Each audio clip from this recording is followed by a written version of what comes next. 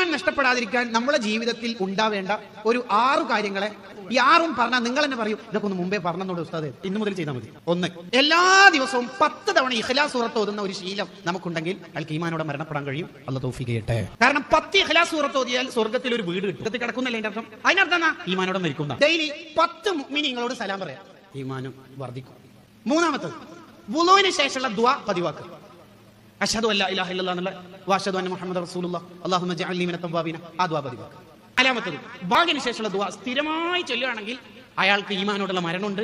പുണ്യ റസൂൽ സല്ലല്ലാഹു അലൈഹി വസല്ലം തങ്ങളുടെ ശഫാഅത്ത് ഉണ്ട്. ഏകമായ ശഫാഅത്തായിരിക്കും അവർ ഈ ദുആ നടത്തുന്നവർക്ക്. ബാങ്കിനെ ബഹുമാനിച്ചിട്ട് ഈമാൻ അല്ലാഹു തരും. കൊടുക്കുമ്പോൾ അതിന് നമ്മൾ ജവാബ് ശരീരത്തിൽ 1 ലക്ഷം കൂലിയ. അല്ലാഹു എന്നുള്ളത് 4 അക്ഷരം, 4 ലക്ഷം. അക്ബർ 4 ലക്ഷം. അപ്പൊ അല്ലാഹു അക്ബർ 8 ലക്ഷം. അല്ലാഹു അക്ബർ 16 ലക്ഷം. ബാക്കി പുറക്ക് പോയിട്ട് കൂട്ടി വെക്കണം. 5-മത്തത് ഹദ്ദാദ് റാത്തീബ് പതിവാക്കല.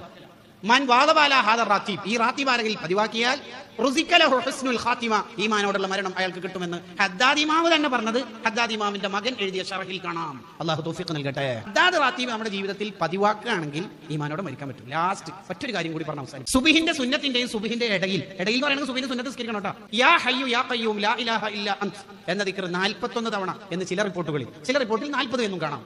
അത് ചൊല്ലിയാൽ അയാൾക്ക് ഈമാനോടെയുള്ള മരണം ലഭിക്കുന്നതാണ്. മുഅ്മിനീങ്ങൾ ഈമാനോടെ മരിക്കാൻ വേണ്ടി എപ്പോൾ അല്ലാഹുവോട് ദുആർക്കണം. അള്ളാഹു നമ്മളെ യഥാർത്ഥ മുഅ്മിനീങ്ങളിൽ, മുത്തഖീങ്ങളിൽ, മുഖ്ലിസീങ്ങളിൽ, മുവഫ്ഫിഖീങ്ങളിൽ അള്ളാഹു ഉൾപ്പെടുത്തി തെരുമാറാവട്ടെ.